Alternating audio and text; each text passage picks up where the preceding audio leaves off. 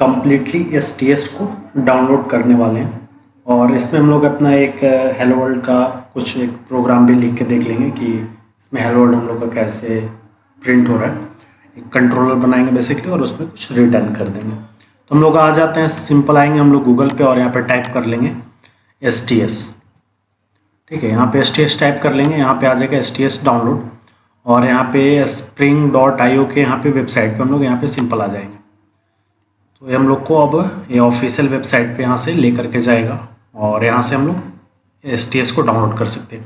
यहाँ पे STS को डाउनलोड करने के लिए यहाँ पे क्या है, लिनक्स के लिए भी है, मैक के लिए भी उसके रैम के हिसाब से, और फिर विंडोज़ के लिए, फिर यहाँ पे VS कोड के लिए फिर भी अलग है, फिर यहाँ पे इसके लिए अलग है। तो यहाँ पे बहुत तरीके का यहाँ पे डाउनलोड है। तो आपके अपने सिस्टम के कॉन्फ़िगरेशन के हिसाब से आप लोग अपना इंस्टॉल कर लीजिएगा। मैं यहाँ पे विंडो के लिए बताने वाला हूँ, मेरा सिस्टम विंडो है तो मैं यहाँ पे विंडो को सिंपल डाउनलोड करता हूँ। तो ये कुछ 577 MB का है, तो ये 2 मिनट टाइम लेगा। तो ये फिनिश होता है अभी। तो ये हो गया STS, हो गया है डाउनलोड स्प्रिंग टूल सूट। तो मैं सिंपल इसे यहीं पे ओपन कर लूँगा। तो यहाँ पे हम लोग सिंपल ओपन कर लेंगे और यहाँ पे कुछ अब स्टेप यहाँ पे हम लोगों से पूछेगा कि आप लोग इंस्टॉल नहीं कर लीजिए।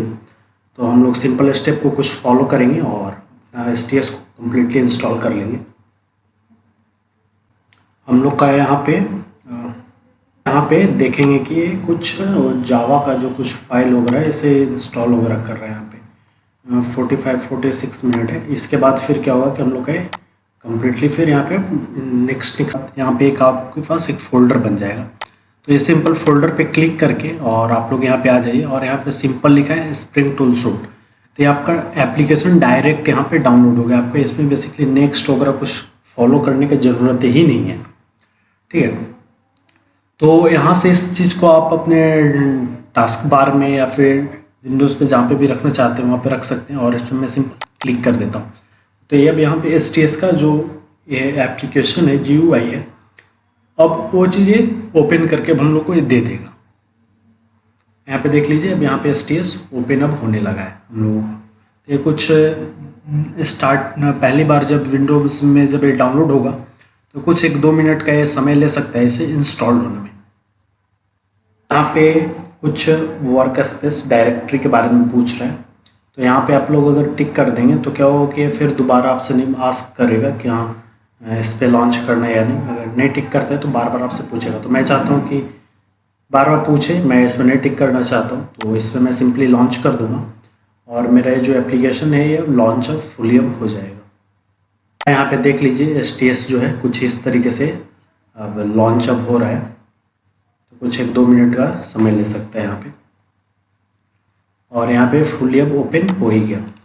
तो यहाँ पे डायरेक्ट हम लोग मैक्सिमाइज़ कर लिए और यहाँ पे हम लोग क्या होगा कि एक प्रोजेक्ट हम लोग यहाँ पे क्लिक करके सिंपल एक देख लेते हैं कि इसमें हम लोग कैसे एक प्रोग्राम को राइट करेंगे। ठीक है, सबसे पहले और यहाँ पे प्रोग्राम को राइट करने का सिंपल तरीका है कि यहाँ से भी आप प्रोजेक्ट को क्रिएट कर सकते हैं और चाहे तो आप यहाँ से भी जाके क्रिएट कर सकते हैं। यहाँ पे न्यू पे जाइए और न्यू पे जाने के बाद जावा प्रोजेक्ट है, स्प्रिंग स्टार्टर प्रोजेक्ट है। तो स्प्रिंग स्टार्टर अगर आप जब प्रोजेक्ट करेंगे तो क्या होगा कि वो मेवन प्रोजेक्ट ही आपका वो इंस्टॉल होता है। तो हम लोग यहाँ पे मेवन प्रोजेक्ट को ही देखने वाले हैं। तो हम लोग सिंपल इस पर क्लिक कर देंगे तो फिर आपका यहाँ से फिर नाम वगैरह पूछ रहा है कि नेम आप क्या देना चाहते हैं, ग्रुप का नेम क्या देना चाहते हैं, आर्टिफैक्ट IDs क्या देना चाहते हैं, डिस्क्रिप्शन क्या देना चाहते हैं, पैकेज का नाम देना क्या चाहते हैं। तो आप अपने हिसाब से इस चीज़ को आप रख सकते हैं। मेरा यहाँ पे com.example.demo है तो मैं यहाँ पे इसे डेमो ही ले लेता हूँ। और इसके बाद क्या होगा कि यहाँ पे सबसे इम्पॉर्टेंट जो चीज़ होता है STS में तो वो यहाँ पे डिपेंडेंसी है। ऐसा नहीं है कि अगर आप यहाँ पे डिपेंडेंसी अगर आप नहीं सेलेक्ट करते हैं तो आप बाद में नहीं लगा सकते, लगा सकते हैं। बट यहाँ पे क्या है कि कुछ सिंप्लिसिटी है। यहाँ पे सिंपल हम लोग क्लिक करना है, वहाँ से कॉपी करेंगे गूगल से फिर ला करके यहाँ पे पेस्ट करेंगे और यहाँ पे सिंपल हम लोग टाइप करेंगे। तो यहाँ पे हम लोग इसे कर सकते हैं। अगर मुझे वेब का चाहिए तो मैं यहाँ पे सिंपल वेब टाइप कर दूंगा तो मुझे यहाँ पे स्प्रिंग वेब का मिल जाएगा डिपेंडेंसी। ठीक है, एक क्लिक में सिर्फ। और यहाँ पे देख लीजिए स्प्रिंग रिएक्टिव वेब भी है, फिर यहाँ पे स्प्रिंग वेब सर्विस, इसमें 2-3 तरीके का यहाँ पे फिर मैसेजिंग के लिए अलग अलग आ गया। अगर आप यहाँ पे फिर अगर चाहते हैं कि आप JPA का डिपेंडेंसी लगाना चाहते हैं तो यहाँ पे JPA का भी आ गया, तो मैं अभी JPA का यहाँ पे लगाना नहीं चाहता हूँ। अगर आप चाहते हैं यहाँ पे MySQL का आ जाए, चाहते हैं डिपेंडेंसी, तो MySQL ड्राइवर का आ गया, यहाँ पे आप MySQL ड्राइवर ले सकते हैं। तो बट अभी मुझे इसका ज़रूरत नहीं है, मैं एक सिंपल बस केवल प्रोग्राम पहला रन करके दिखाने वाला हूँ, तो इसका कोई रिक्वायरमेंट नहीं है। तो हम लोग सिंपल यहाँ पे इसे कर लेंगे फिनिश। और सबसे इम्पॉर्टेंट चीज़ है कि आपके सिस्टम में इंटरनेट जो है ओपन होना ही चाहिए, नहीं तो अदरवाइज ये इंस्टॉल्ड होगा ही नहीं। ये जो इसका कॉन्फ़िगरेशन जो होता है प्रोफाइल, ये बेसिकली इंटरनेट से ही डाउनलोड करके हम लोग को प्रोजेक्ट में इंस्टॉल करता है। अगर और यहाँ पे देख लीजिए कि राइट डाउन में कि यहाँ पे भी 26% है। जब तक 100% नहीं हो जाता है तब तक हम लोग इस प्रोजेक्ट को टच तक नहीं करेंगे। 100% हो जाएगा तो ये हम लोग का फुल्ली प्रोजेक्ट मतलब कि कम्प्लीटली हम लोग का बन करके आ जाएगा। सिर्फ अब हम लोग को इसमें यूज़ करना पड़ेगा और इसमें हम लोग को कुछ नहीं करना होगा। तो हम लोग वेट कर लेते हैं कि ये जब तक ये पूरा कम्प्लीटली इम्पोर्ट नहीं हो जाता है गूगल से। हो गया है और यहाँ पे हम लोग इसको एक्सपेंड करके देख लेते हैं कि इसमें हम लोग को क्या क्या चीज़ मिल रहा है इसके साथ में। तो ये आपका जो हो गया SRC मेन हो गया। आप इसमें ही जो पैकेज पूरा बनाएंगे और इस पैकेज के अंदर सारा आप लोग क्लास बनाएंगे। यहाँ पे एक डेमो बन के आ गया, ठीक है। और इसमें क्या है, कुछ रिसोर्स फाइल है, इसमें स्टैटिक फाइल रखेंगे, जैसे हो गया CSS का, जावास्क्रिप्ट का, और इसमें टेम्पलेट्स वगैरह हम लोग रख सकते हैं, जो कि HTML हो गया, JSPs हो गया। इस तरीके से इसमें JSP नहीं, इसमें बेसिकली टेम्पलेट HTML ही रखेंगे। और इसमें हम लोग क्या कर सकते हैं कि ये जो एप्लीकेशन डॉट प्रॉपर्टी है, हम लोग इसमें पोर्ट को चेंज कर सकते हैं। जो STS का जो मतलब डिफ़ॉल्ट जो पोर्ट आता है वो 8080 आता है, बट इसमें हम लोग क्या कर सकते हैं, इसको पोर्ट को चेंज कर सकते हैं। कई दफ़ा होता है कि आपको पोर्ट को चेंज करने की ज़रूरत पड़ेगा, तो यहाँ पे हम लोग सिंपल अगर पोर्ट टाइप करेंगे तो ऑप्शन देना चाहिए, तो ऑप्शन तो दे नहीं रहा, बट यहाँ पे सर्वर डॉट पोर्ट जब लिखेंगे तो आ जाएगा, SERVER सर्वर डॉट पोर्ट। यहाँ पे ऑप्शन ये अभी दे नहीं रहा है, बट यहाँ पे सर्वर डॉट पोर्ट करके आता है। यहाँ पे सर्वर डॉट पोर्ट हम लोग यहाँ पे 8080 की 8080 के जगह पे सपोज रेट हम लोग 48 देना चाहते हैं, तो हम लोग यहाँ पे इसे यूज कर लेंगे कि हाँ भाई 48 है। यहाँ पे server dot port is unknown property बता रहा है। यहाँ पे स्मॉल होता है या क्या होता है, यहाँ पे कुछ इसका सपोर्ट का कुछ दिक्कत आ रहा है, ये स्पेलिंग है शायद, ये स्मॉल लेटर्स में आता है, तो आप लोग इसको देख लीजिएगा। यहाँ पे स्मॉल लेटर्स में है, तो उसके बाद यहाँ पे क्या हो गया, इंट हो गया।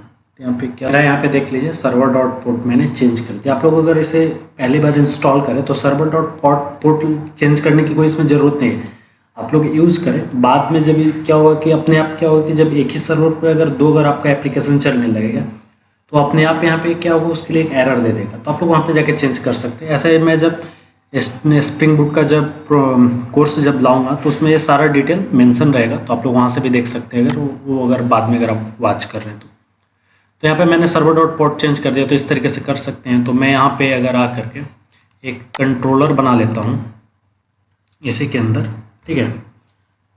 यहाँ पे आके एक कंट्रोलर बना लेते हैं। सबसे पहले क्लास बना लें। यहाँ पे क्या होगा कि आप लोग जब बहुत ज़्यादा अगर कोई प्रोजेक्ट पे अगर काम करे, तो अब मैं यहाँ पे क्या किया कि सिंपल इस पैकेज के अंदर ही लाके बना दिया कंट्रोल, बट वहाँ पे क्या होगा, बहुत ज़्यादा फाइल हो जाएगा, तो सबको अलग अलग पैकेज के अंदर आप लोग रखें, क्योंकि वो सर्च करने में इजी रहता है। तो मैं यहाँ पे टेस्ट बना लेता हूँ, टेस्ट कंट्रोल, ठीक है, TRL कंट्रोल, ठीक है। मैं एक यहाँ पे टेस्ट कंट्रोल बना लिया और मैं इसे यहाँ पे कर देता हूँ फिनिश। और फिनिश कर देने के बाद यहाँ पे अब इसका फाइल अब ओपन हो जाएगा यहाँ पे, और मैं इसे यहाँ पे थोड़ा सा बड़ा कर देता हूँ कि यहाँ पे स्क्रीन थोड़ा विजिबल हो। इसे कंट्रोलर बनाने के लिए हम लोग जानते हैं, जैसा कि यहाँ पे हम लोग कंट्रोलर एनोटेशन लगाते हैं, तो कंट्रोलर एनोटेशन लगा दिया, कंट्रोलर एनोटेशन हम लोग यहाँ पे लगा दिया, और इसे हम लोग कर लेते हैं इंपोर्ट, ठीक है। तो इस रेड वाले पे हम लोग क्लिक करेंगे और उसके बाद ये हम लोग को सजेशन देगा कि हाँ आप लोग यहाँ पे इसे इंपोर्ट कर सकते हैं। तो यहाँ पे देख लीजिए आगे इंपोर्ट कंट्रोलर, ठीक है। तो इसको आप लोग इंपोर्ट यहाँ से ऐसे कर लीजिएगा। इंपोर्ट कर लेने के बाद इसमें क्या होगा कि एक आप हैंडलर बना सकते हैं कि हाँ आप इंपोर्ट करने के बाद यहाँ पे आप हैंडलर बना सकते हैं। तो मैं यहाँ पे एक सिंपल हैंडलर बना देता हूँ, ठीक है। तो मैं थोड़ा सा इसे सही कर देता हूँ, पब्लिक, और एक यहाँ पे स्ट्रिंग ले लेता हूँ और हैंडलर लिख देता हूँ, ठीक है। हैंडलर में तो कुछ पास करेंगे नहीं हम लोग, और यहाँ पे इसका ओपनिंग क्लोजिंग और इसमें कुछ रिटर्न कर देते हैं, ठीक है। और यहाँ पे ला करके डबल कोट में तो इसमें कुछ वेलकम के लिए हम लोग यहाँ पे टाइप कर लेते हैं वेलकम। यहाँ पे एक मैं वेलकम मैसेज टाइप कर लिया और यहाँ पे सेमी कॉलन लगा दिए हम लोग। और सेमी कॉलन लगाने के बाद यहाँ पे क्या होगा कि अभी कुछ हम लोग का फाइल वगैरह इसमें तो है नहीं, तो फाइल वगैरह मतलब कि HTML का जो फाइल वगैरह है तो वो सब तो है नहीं। तो इसके लिए यहाँ पे एक रिस्पॉन्स बॉडी वगैरह लगा लेते हैं, और इसके लिए कुछ एक इंड पॉइंट के लिए कुछ स्लैश वगैरह एक दे देते हैं। तो यहाँ पे रिक्वेस्ट मैपिंग लिख लेते हैं, रिक्वेस्ट मैपिंग, ठीक है। रिक्वेस्ट मैपिंग में हम लोग फिर डबल इन्वर्टेड कॉमा लगा देते हैं, इसमें एक्स नहीं रहेगा, डबल इन्वर्टेड कॉमा में स्लैश टेस्ट, ठीक है। और यहाँ पे रिक्वेस्ट मैपिंग को भी यहाँ पे आगे इंपोर्ट करना होगा, तो इस पे आके हम लोग क्लिक करेंगे और उसके बाद यहाँ से हम लोग इसे इंपोर्ट कर लेंगे।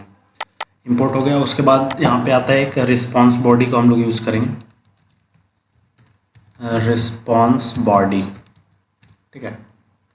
यहाँ पे ई जो है वो कैपिटल नहीं होगा, यहाँ पे ये स्मॉल ही रहेगा, रिस्पॉन्स बॉडी, और इस पे आके क्लिक करेंगे और यहाँ से इसे भी इंपोर्ट कर लेंगे, ठीक है।